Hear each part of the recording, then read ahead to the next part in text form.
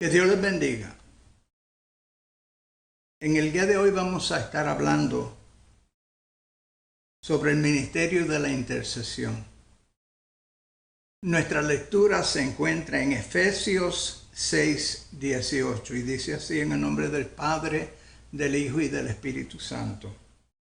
Orando en todo tiempo, con toda oración y súplica en el Espíritu, y velando en ello con toda perseverancia y súplica por todos los santos. Pablo le escribió estas palabras a sus hijos espirituales en la ciudad de Éfeso. Les presentó primero en los versículos anteriores del 11 al 17, les habló acerca de la armadura de Dios. Y luego en este versículo habló de la importancia de la oración y más específicamente sobre la súplica o intercesión por los demás. La intercesión, según él describe aquí, debe ser constante, él dice en todo tiempo. Debe de ser con la ayuda del Espíritu Santo, dice en el Espíritu. Debemos siempre estar en alerta, dice velando. ¿Por qué? Porque estamos en guerra, como él acaba de mencionar en el versículo 12. Debe de ser una oración persistente, dice con toda perseverancia. Y luego debe de ser por todos los santos, o sea, todos los hermanos. El enfoque en esta oración debe de ser primero buscar la dirección del Espíritu Santo. Porque a veces el Espíritu Santo nos muestra sobre qué debemos de orar o cuál es la voluntad de Dios para que podamos orar de acuerdo a la voluntad de Dios. El propósito de esta oración, súplica o intercesión es orar, interponerse a favor de otro. Es una reflexión del amor de Dios. Si somos hijos de Dios, nos debemos de amar los unos a los otros. Y cuando algún hermano tiene alguna dificultad, nos toca a nosotros llevarlos delante de Dios en oración y orar por ellos. Y lo debemos de hacer en humildad, reconociendo que ninguno de nosotros merecemos nada de parte de Dios. La intercesión es importante. La palabra de Dios nos insta en 1 Timoteo 2:2 a orar por nuestros líderes, aquellos que están en autoridad. En Ezequiel 22:30 dice que Dios está buscando a alguien que se ponga en la brecha, alguien que interceda por la ciudad, por el pueblo, por las necesidades. Todos nosotros necesitamos interceder porque todos nosotros necesitamos que alguien interceda por nosotros. Particularmente en tiempos como estos, tiempos de incertidumbre, tiempos de peligro, tiempos cuando todas las cosas se han cambiado y de un momento a otro no sabemos qué esperar. Las Escrituras nos dan muchos ejemplos de intercesores. La primera oración intercesoria que encontramos en las Escrituras está en el libro de Génesis, el capítulo 18, donde encontramos a Abraham intercediendo por las ciudades de Sodoma y Gomorra, donde él le pregunta a Dios si destruiría con los pecadores a los justos. Tenemos ejemplos de otros líderes de Israel que intercedieron por el pueblo, personas como Moisés, Samuel, David, Elías, Daniel. También tenemos el ejemplo de Job. En el capítulo 1 de Job nos muestra que Job intercedía por sus hijos y hacía sacrificio por ellos. En el capítulo 8 de Mateo tenemos el centurión romano que vino delante de Jesús para interceder por su siervo, para pedirle que lo sanara. Jesús, como nuestro sumo sacerdote, intercede por nosotros continuamente. Aún desde la cruz, las primeras palabras que él pronunció fue: Padre, perdónalo, porque no saben lo que hace. Estaba allí intercediendo por aquellos que lo habían clavado en la cruz. Jesús es nuestro único mediador.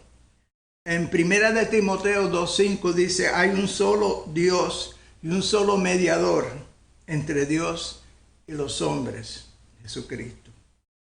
La intercesión es un ministerio que Dios nos ha entregado como su pueblo. Nuestra oración debe ser eficaz, debe ser efectiva. Nuestra oración mueve la mano de Dios. En Santiago 5:16 dice que la oración eficaz del justo puede mucho. La intercesión es un servicio que nosotros le brindamos a nuestros hermanos. La intercesión es una prueba de nuestro amor. Jesús dijo en Juan 13:35 que sabrán que sois mis discípulos si os amáis los unos a los otros. Y a través de las escrituras, y particularmente los escritos de Pablo, Pablo continuamente nos exhorta a soportarnos los unos a los otros, a apoyarnos los unos a los otros, a orar los unos por los otros. Y en estos tiempos que hay tanta confusión, en estos tiempos que nuestra sociedad está en el estado que está bajo esta pandemia, debemos de recordar lo que dice 2 de Crónicas capítulo 7 versículo 14. Nosotros posiblemente pensemos que nosotros en esta pandemia no podemos hacer nada, pero nos equivocamos. Sí podemos hacer algo. Podemos interceder, podemos clamar a Dios. Nuevamente en 2 Crónicas 7:14 dice, si se humillare mi pueblo sobre el cual mi nombre es invocado, y oraren y buscaren mi rostro, y se convirtieren de sus malos caminos, entonces yo oiré desde los cielos, y perdonaré sus pecados, y sanaré su tierra. Y eso es lo que nosotros necesitamos ahora mismo. Que Dios sane nuestra tierra. Nosotros no nos necesitamos los unos a los otros. Debemos orar los unos por los otros. Debe ser algo que lo hacemos continuamente. Es nuestro deber como creyentes.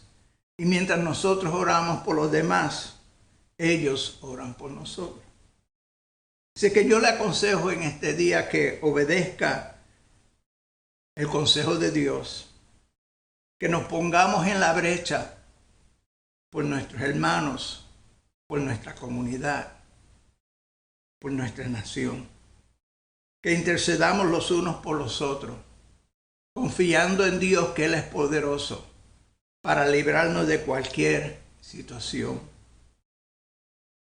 Hoy el mundo está en gran necesidad de que Dios intervenga.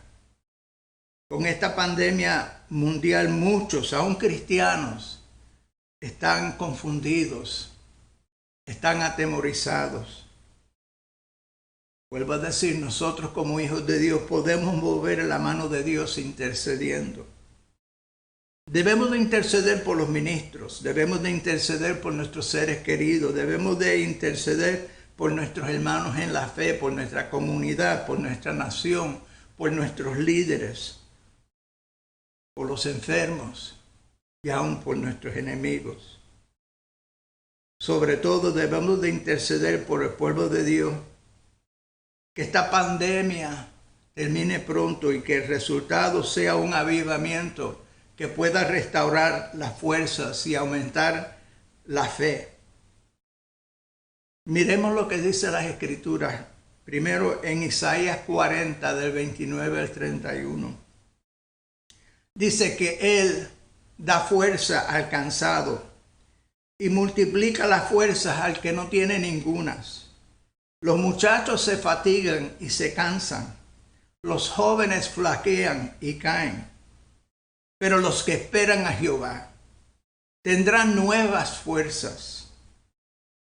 Levantarán alas como las águilas, correrán y no se cansarán, caminarán y no se fatigarán. Y en Ageo capítulo 2 versículo 9 dice, y yo creo que esta es una promesa que debemos de hacerla nuestra en estos tiempos.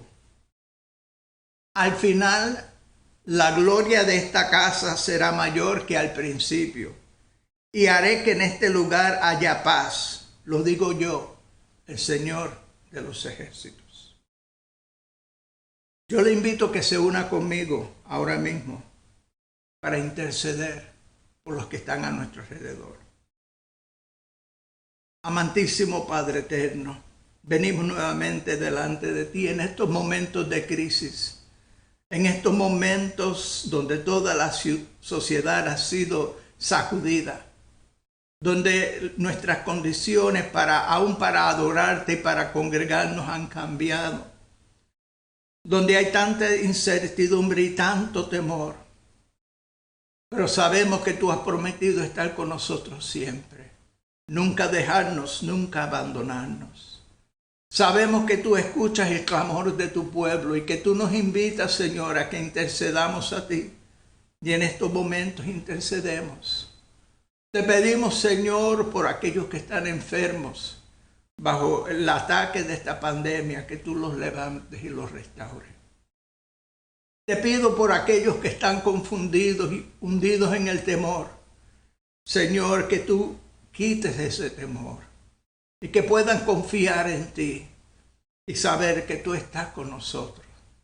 Te suplico, Señor, por nuestra iglesia, te suplico por nuestra comunidad, por nuestra nación, por nuestros líderes, por nuestro presidente y todos los demás que están en autoridad. Te suplico, Señor, que tú les dirijas.